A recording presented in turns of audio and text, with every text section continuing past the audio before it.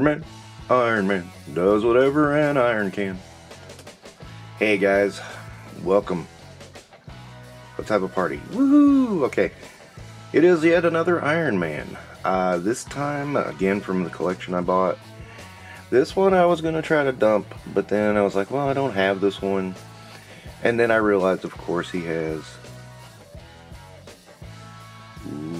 a light up feature. So that's why he doesn't have any articulation in the torso. You know, I've got a lot of Iron Mans in my collection. Iron Men, Iron Mans. Yeah, whatever. It's pretty impressive. I do like rotating out the Iron Man collection a little bit, just because, you know, have something a little different. Of course, he has these blast effects that you expect from all Iron Man figures. I mean, this has become the gold standard of Iron Man. I mean, these blast effects are okay, but, you know, I mean, they are kind of boring. You get them every Iron Man. There's no way around it. And, you know, besides the torso, though, the articulation's pretty much the same, and I can understand this, because how do you do the light in the torso without it? I think the red's a little too bright. I'm not a huge fan of that, but, you know, it is what... Well, shit. See, this is what happens when you try to do this with your toes. And now I notice has a little bit of instability. Don't know if that's part due to the torso, but yeah, you can sit his feet flat and he still wants to fall forward. But he's not terrible.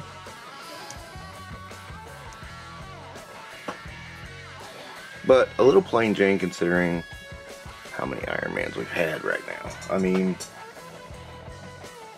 there's only so many Iron Man you can do before it starts getting a little repetitive, even for an Iron Man fan like myself.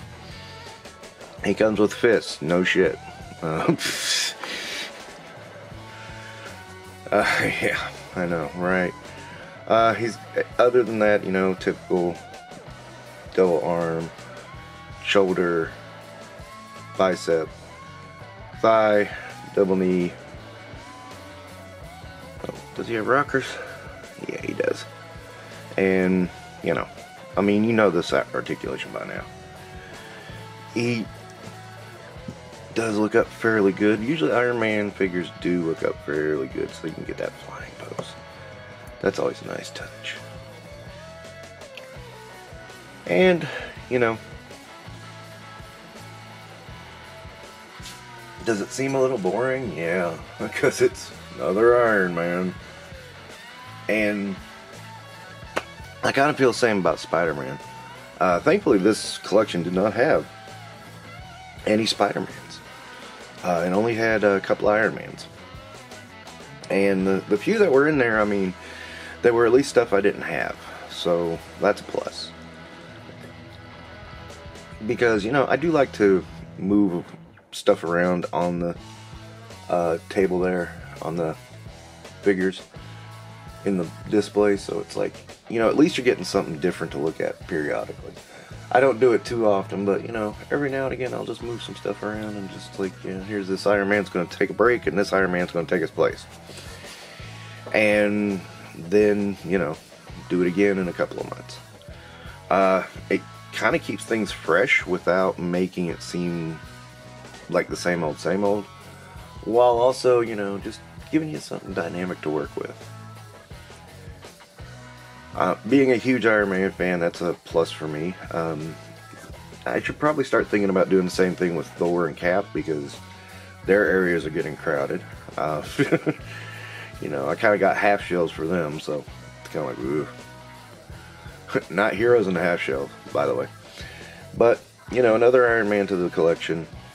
I'm pretty much done with Iron Man, I think. This last retro Iron Man wave that they showed, I'm not getting a single one of the Iron Man figures. I'm getting the ones that aren't Iron Man.